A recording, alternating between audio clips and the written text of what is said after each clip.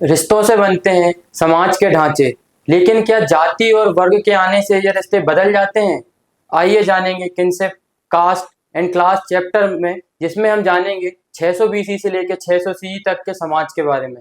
So hello everyone, this is Mayank Dubey and you are welcome to फ्यूके education. So आज हम लोग पढ़ने वाले हैं क्लास 12th हिस्ट्री का चैप्टर 3 किनशिप, कास्ट एंड क्लास के बारे में, जिसमें हम देखेंगे the critical edition of the Mahabharata. सबसे पहले हम देखेंगे, ये हमारा सबसे पहला टॉपिक है, critical edition of the Mahabharata. इस चैप्टर में हम देखेंगे कि किस प्रकार की समाज 600 बीसी से लेकर 600 बीसी से लेकर हम देखेंगे कि 600 सी तक किस प्रकार का समाज रहा। इसमें हम ये जानेंगे critical edition of the Mahabharata. जैसा कि हमने पिछले चैप्टर में देखा, हमने पॉलिटिकल उस समय 600 बीसी से लेके कब से लेके 600 बीसी से लेके 600 सी तक 600 बीसी से लेके 600 सी तक के हमने पॉलिटिकल हिस्ट्री पढ़ी, इसकी इकोनॉमिकल हिस्ट्री पढ़ी, किस प्रकार के मतलब ऐसे अलग अलग प्रकार से उस समय का राजनीतिक और आर्थिक इतिहास किस प्रकार रहा। लेकिन अब इस चैप्टर में हम पढ़ेंगे 600 बीसी से लेकर 600 सी तक उन राजनीतिक और आर्थिक कारकों का किस प्रकार प्रभाव पड़ा, किस प्रकार इन्फ्लुएंस पड़ा उन फैक्टर्स का हमारे समाज पर। तो इस चैप्टर में मेजरली क्या पढ़ेंगे, हमारे 600 बीसी से लेकर 600 सी तक के समाज के बारे में, सोसाइटी के बारे में, किस किस प्रकार की प्रथाएं वहां पे चल रही थी, कहीं रिश्तेदारी चल रही थी, कहीं अलग अलग जाति वर्ण की बात की जाती है, कैसे अलग अलग प्रकार के 4 वर्णों में हमारे समाज को उस समय विभाजित किया गया है, कैसे इन वर्णों के भी अतिरिक्त इनके अलावा भी और जातियां भी उस समय हुआ करती थी। इसके बारे में हम इस चैप्टर में पढ़ेंगे। जैसा कि हम जानते हैं कि सबसे पहले शुरुआत हमारे आदि मानव काल से होती है, उसके बाद हम आते हैं हमारे हड़प्पा सभ्यता में आते हैं, और हड़प्पा सभ्यता के बाद हम पढ़ते हैं हमारे, जब हड़प्पा सभ्यता का अंत हो जाता है और हमारे भारत देश में जब आर्यंस का आगमन होता है, उनके आगमन से शुरू होता है हमारा ऋग्वैदिक काल। और ऋग्वैदिक काल को हम देखते हैं 1500 बीसी से लेकर 1500 बीसी से लेकर 600 बीसी तक, और उसको भी हम डिवाइड करते हैं दो पार्ट में।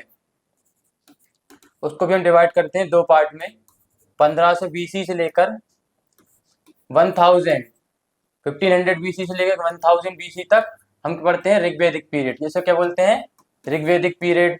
और इसके बाद हम 1000 से लेके देखेंगे 1000 बीसी से लेके 600 बीसी 600 बीसी तक देखेंगे। ये हमारा हो जाता है लेटर वैदिक, इसे क्या बोलते हैं हम, लेटर वैदिक पीरियड। ये हमारा लेटर वैदिक पीरियड होता है और ये हमारा ऋग्वैदिक पीरियड होता है। तो सबसे पहले हम देखेंगे कि हमारे ऋग्वैदिक काल के समय बहुत सारी अलग अलग प्रथाएं हमारे समाज में चल रही थी, अलग अलग प्रकार की। एक तरह से हम देखा जाए तो ये ट्राइबल सोसाइटी या रूरल सोसाइटी इस समय के हुआ करती थी, लेकिन धीरे धीरे हम देखते हैं उस समय वर्ण व्यवस्था भी चल रही थी अलग अलग प्रकार की। लेकिन वो वर्ण व्यवस्था जो थी उस समय की, वो ऑक्यूपेशन के आधार पर थी, व्यवसाय के आधार पर थी। हमारे उस समय के समाज को 4 वर्णों में विभाजित किया गया था। सबसे पहले हम देखते हैं ब्राह्मण, उसके बाद हम देखेंगे क्षत्रिय, उसके बाद हम देखेंगे वैश्य, और सबसे लास्ट हमारा आता है शूद्र।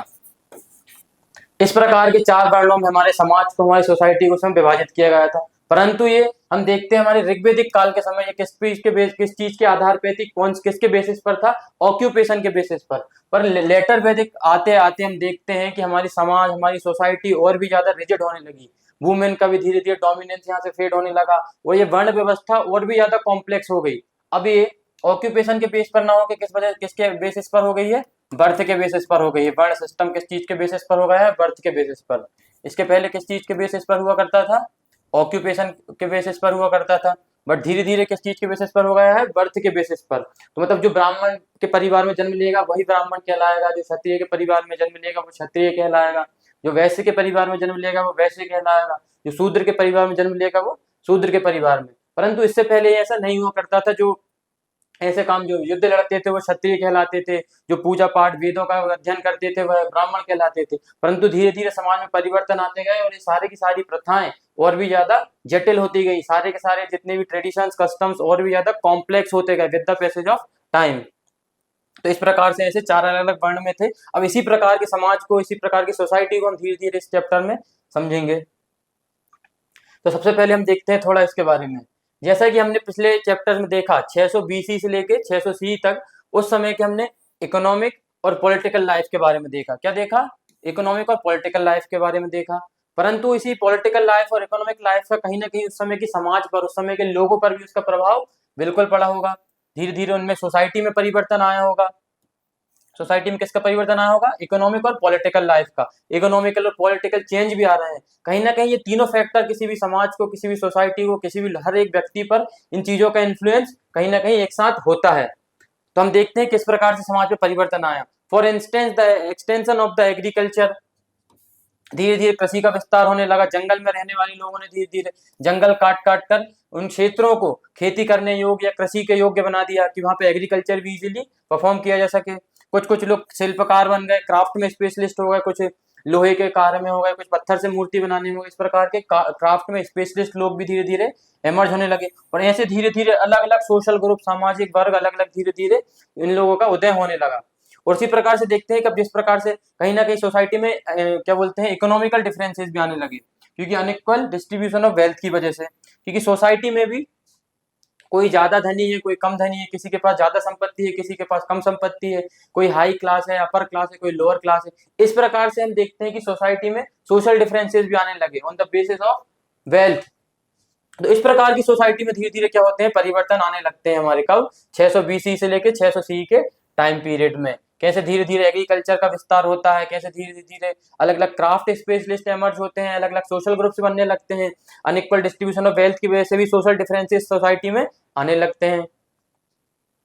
उसके बाद हम आगे देखेंगे। अब इतिहासकारों ने इसी समय के इतिहास को जानने के लिए क्या किया। Historians often use textual tradition, उस समय के ग्रंथों को पढ़ा टू अंडरस्टैंड दिस प्रोसेस, उस समय के समाज को पढ़ने के लिए, उस समय की प्रक्रियाओं को, प्रथाओं को पढ़ने के लिए उस समय के ग्रंथों को पढ़ा। Some text lay down norms of the social behaviour, किस प्रकार का सोशल बिहेवियर होता था, उस समय के सामाजिक व्यवहार किस प्रकार से हो रहा है। और कुछ कुछ ग्रंथों में अलग अलग देखा जाता है कि occasionally comment on a wide range of social situation, और कैसे अलग अलग प्रकार की परंपराएं, प्रथाएं चल रही है उस समय से कुछ कुछ अलग ग्रंथों में भी हमें जानकारी प्राप्त होती है। इतिहासकारों ने उस समय के 600 BC से लेकर 600 CE तक प्राप्त हुए जितने भी ग्रंथ थे उनको उन्होंने अध्ययन किया, और उसके बाद स्टडी करने के बाद अपने अपने इन्फेरेंस दिए। We can also catch a glimpse of some social actors from inscription, और बहुत सारे इंस्क्रिप्शन भी हमें प्राप्त हुए हैं जिनमें अलग अलग सोशल एक्टर्स के बारे में बात की जाती है उस समय के संबंध में।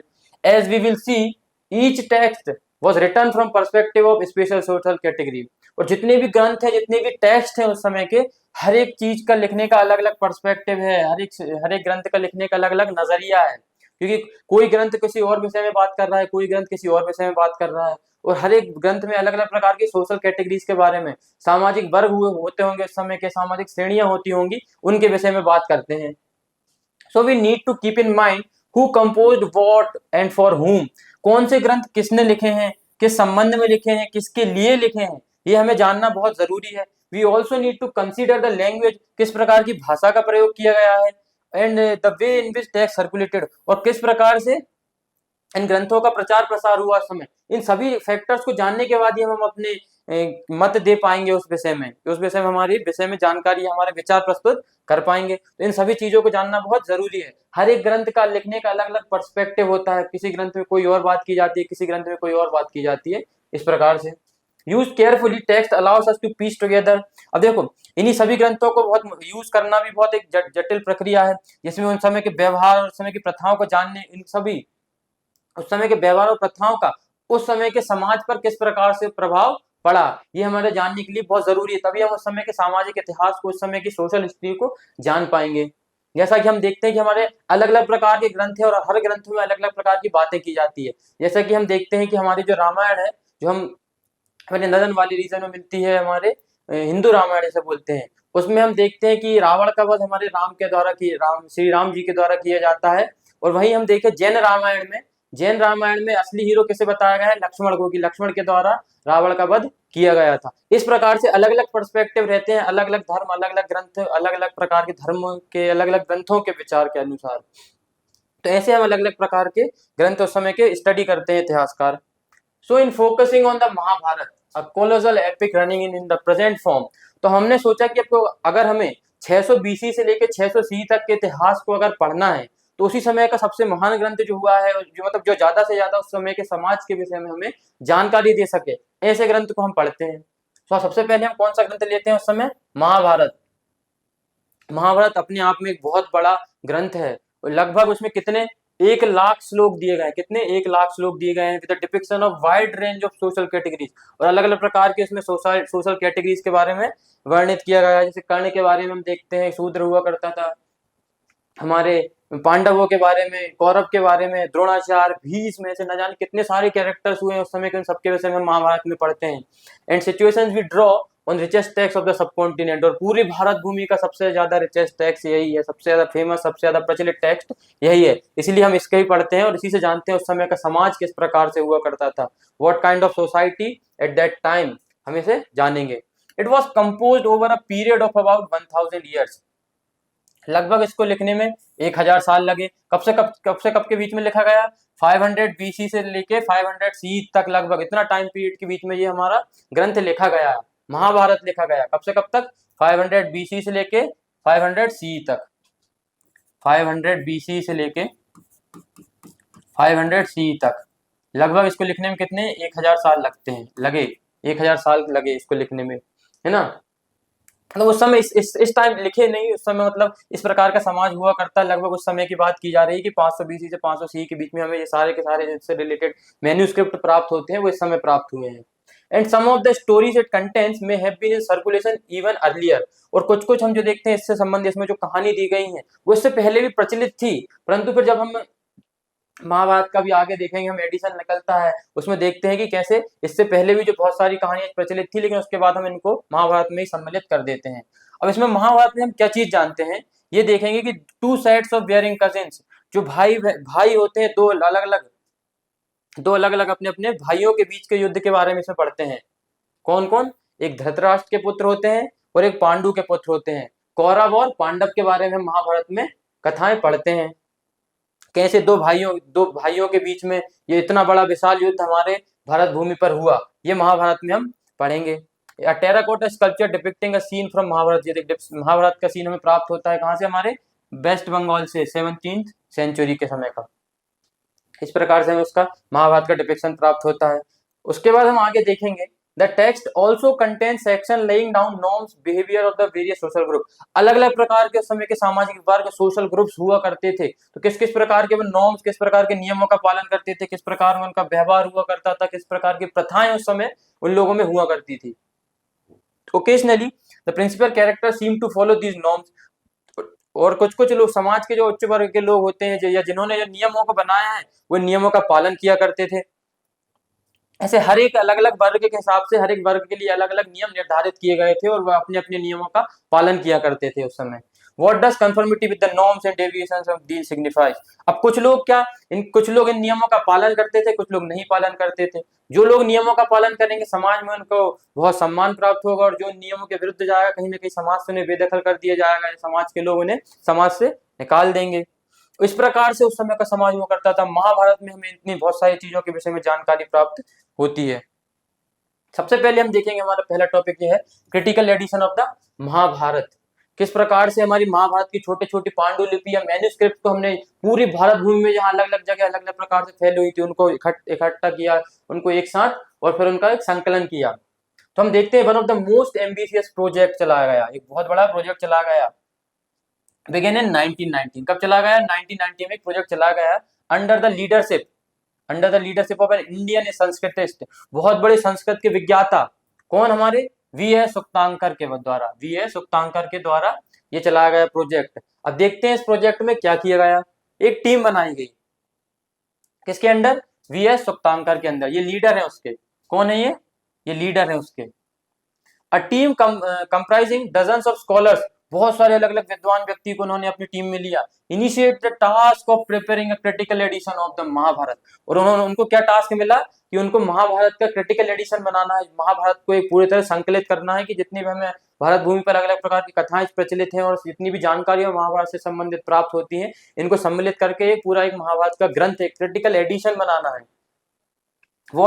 What exactly did this involve on? इसमें कौन कौन सी चीजें सम्मिलित थी ये हम देखते हैं।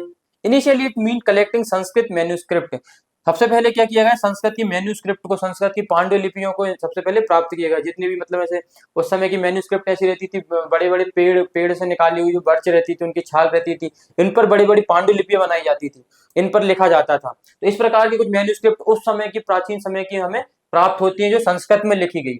और इन्हीं मैन्यूस्क्रिप्ट के आधार पर हम क्या लिखते हैं, हमारा ग्रंथ लिखते हैं। Written in variety of script, अलग अलग स्क्रिप्ट में लिखी जाती है उस समय जो चल रही होंगी, इन सबको प्राप्त किया जाता है। जैसे ब्रह्मी हमारी स्क्रिप्ट है, खरोष्टी स्क्रिप्ट है, ग्रीक स्क्रिप्ट है, ऐसे अलग अलग प्रकार की स्क्रिप्ट उस समय की जो प्रचलित थी, और हर एक स्क्रिप्ट का अलग अलग मैन्यूस्क्रिप्ट होता था। इन सभी को संग्रहित किया गया किसके द्वारा, हमारी टीम के द्वारा। किसकी लीडरशिप में, वीएस सुक्तांकर की लीडरशिप में इन 1919 में, है ना, from different parts of the sub country. और पूरे भारत भूमि के अलग अलग जगह, अलग अलग क्षेत्रों से मैन्यूस्क्रिप्ट प्राप्त किए गए। और आगे क्या होता है देखते हैं। इनको प्राप्त किया और इनका एक संकलन बनाया, क्रिटिकल एडिशन बनाया। The team worked out the method of comprising verses from each manuscript, और हर एक मैन्यूस्क्रिप्ट से अलग अलग प्रकार के श्लोकों को लिया गया। Ultimately they selected the verses that appeared common to most versions and published these in several volumes running into over 13,000 pages। और उन्होंने जितने भी मैन्यूस्क्रिप्ट प्राप्त हुए हैं, जितने भी उन्हें से मैन्यूस्क्रिप्ट प्राप्त होते हैं, क्या प्राप्त होते हैं, मैन्यूस्क्रिप्ट प्राप्त होते हैं, इन सभी मैन्यूस्क्रिप्ट में वो क्या देखते हैं कि जो हर एक मैन्यूस्क्रिप्ट में, हर एक मतलब अलग अलग प्रकार की पांडुलिपियों में जो चीजें कॉमन पाई गई है, जैसे क्या, appeared common to the most of the version. जैसे जैन जैन जैन धर्म की महाभारत देख ली, तमिल की महाभारत देख ली, तब होती होंगी उस प्रकार से अलग अलग भाषाओं की, अलग अलग स्क्रिप्ट की महाभारत प्राप्त की गई। और सभी में ये देखा कि कौन सी कहानियां, कौन से श्लोक जो कॉमन आ रहे हैं, उन सभी से लेकर उनको एक वॉल्यूम में बनाया। और कुछ कुछ में अब कुछ कुछ चीज सिमिलर भी होंगी, कुछ चीज उनसे डिफरेंट भी होंगी। तो सिमिलर और डिफरेंट चीजों को दोनों को मिलाकर इन्होंने महाभारत का क्या किया, निर्माण किया। The project took 47 years to complete, लगभग 47 साल लग गए इस प्रोजेक्ट को कंप्लीट होने में। इस महाभारत को 1919 से बनाने में 47 साल लग गए। और लगभग कितने पेजेस की महाभारत बनाई गई, 13,000 पेजेस की। और उसमें क्या क्या चीजें लिखी गई, जो जितनी भी अलग अलग वर्जन की हमने, अलग अलग भाषाओं की, अलग अलग स्क्रिप्ट की जितनी भी हमें अलग अलग पांडुलिपियां या मैन्यूस्क्रिप्ट प्राप्त होती हैं, जिनमें महाभारत की कहानियां हमें मिलती हैं, इनको उन्होंने एक जगह संग्रहित करके लिखा। टू थिंग्स बिकम अपेरेंट, अब दो चीज हमें इनसे जानने को मिली इस प्रोजेक्ट के बाद। क्या, there were several common elements, कुछ एलिमेंट्स तो क्या हुए, कॉमन होंगे, कुछ चीजें क्या होंगी, कॉमन होगी, जो सब में सिमिलर दिखेंगी हमको अलग अलग प्रकार की महाभारतों में। In the Sanskrit version of the story evident in manuscript found all over the subcontinent, और पूरे भारत में जितनी जगह पे हमें संस्कृत की अलग अलग मैन्यूस्क्रिप्ट प्राप्त होती हैं, इनको हमने एकत्रित किया। और सब में जो कॉमन एलिमेंट हमें प्राप्त हुए हैं, फ्रॉम कश्मीर, कहां से कहां तक, कश्मीर, नेपाल, नॉर्थ टू केरला, तमिलनाडु, पूरे भारत भूमि पर नॉर्थ साउथ ईस्ट वेस्ट जितने भी क्षेत्र में अलग अलग प्रकार के मैन्यूस्क्रिप्ट प्राप्त हुए हैं, इनको हमने संग्रहित किया गया। और जो कॉमन एलिमेंट हमें उसमें प्राप्त हुए हैं, जो कॉमन चीजें हमें उसमें प्राप्त होती हैं, उनको हमने एक साथ लिखा। लगभग 13,000 पेजों में लिखा। 47 साल लग गए हमको पूरी की पूरी महाभारत लिखने में, वीएस सुक्तांकर के द्वारा। अब आगे देखते हैं। ऑल्सो एविडेंट वर एनॉर्मस रीजनल वेरिएशंस। अब सेकंड क्या देखते हैं हम, कि कुछ कुछ तो सिमिलरिटी थी, कुछ कुछ कॉमन चीजें थी, अब कुछ कुछ रीजनल वेरिएशन थे। भाई अलग अलग जगह, अलग क्षेत्रों के हिसाब से छोटे छोटे परिवर्तन भी हमें देखने को मिलते हैं। कहीं ना कहीं छोटी सी स्टोरी बदल गई है, कहीं भीम को धर्मराज बता दिया गया हो, कहीं अर्जुन को बता दिया गया हो कि अर्जुन तीरंदाज ना होकर गदा चलाने वाला हो, ऐसे कुछ भी अलग अलग प्रकार के रीजनल वेरिएशन उस समय शायद आते हो। So in this way in which the text had been transmitted over the centuries, और इस प्रकार से धीरे धीरे सदियों तक समय के साथ साथ धीरे धीरे अलग अलग टेक्स्ट में परिवर्तन आने लगे। छोटी छोटी कहानियों में धीरे धीरे अलग अलग जगह के आधार पर परिवर्तन आने लगे। लेकिन जो चीज उसमें, जो कहानियां कॉमन देखने को मिली है, उनको एक जगह संग्रहित कर लिया, एक जगह संकलित कर लिया। These variations were documented in footnotes, और जो जितने भी वेरिएशंस है, जितने भी परिवर्तन है, जितने भी प्रभेद हैं, इन सबको एक जगह फुटनोट्स में लिख लिया गया।